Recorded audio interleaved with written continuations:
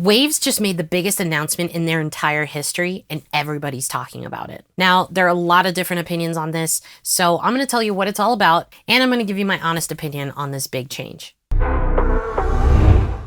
Okay, so first off, what is this big change that everybody's talking about? Waves is moving to a subscription service model. What does that mean if you already have plugins?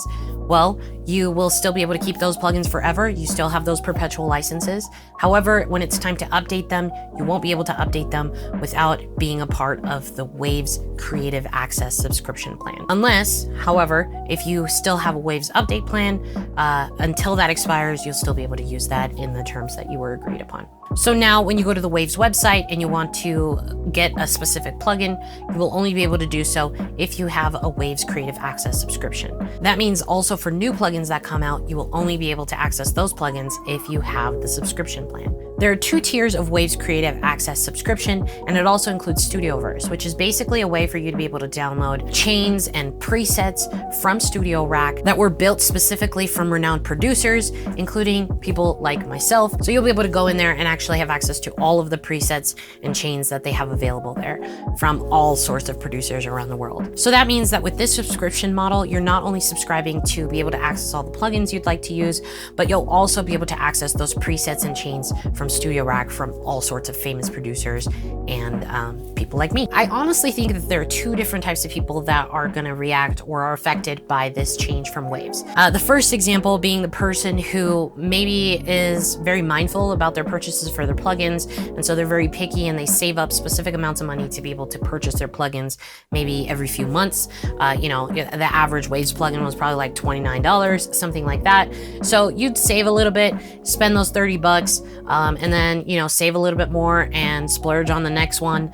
And so that's one type of person, right? That maybe doesn't have a lot of Waves plugins and usually wanted more access to them, but was kind of holding out because of having to purchase them individually. And then on the flip side, and this is probably the side that I'm more on, is for people who actually do use and already have a ton of perpetual licenses from Waves.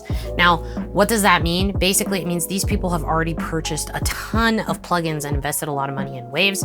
And now in order to be able to get new versions of those plugins or to be able to get new plugins that are released from Waves, will have to be a part of the subscription service. Is that necessarily a bad thing? I personally don't think so, but there are varied opinions. Obviously, everybody has a different pocketbook and different priorities. So it's to be expected that you're gonna have to pay for new plugins coming in anyway. If you think about how the average plugin is probably somewhere around $29, something like that, looking at the pricing for the subscription plans, it's actually pretty dang affordable. So the basic plan has pretty much all the basic Waves plugins that everybody's gonna want to have, and that one's $14 a month. Like, that is dirt cheap. That's cheaper than what you would pay to just buy one plugin a month. So for a lot of people, this is gonna make a lot of sense. Then if you move to the Waves Ultimate package, it's a little bit pricier, but it's still cheaper than the average Waves plugin that you were spending on.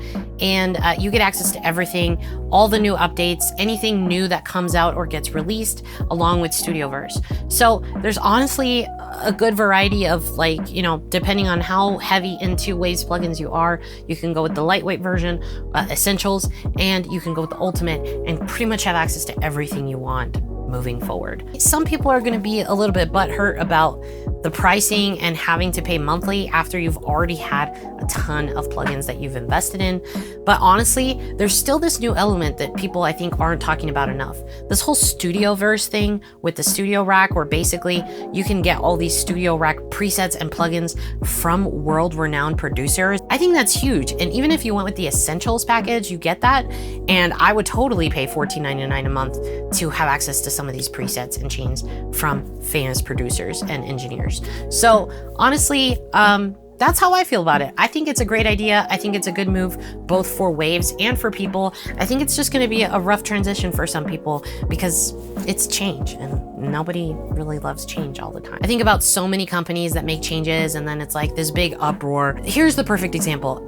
Back in the day when Instagram remodeled their app icon and simplified it to what is now the standard of app iconography, people were totally bashing on Instagram all over the internet and saying this is the worst thing they could ever do. It looks awful.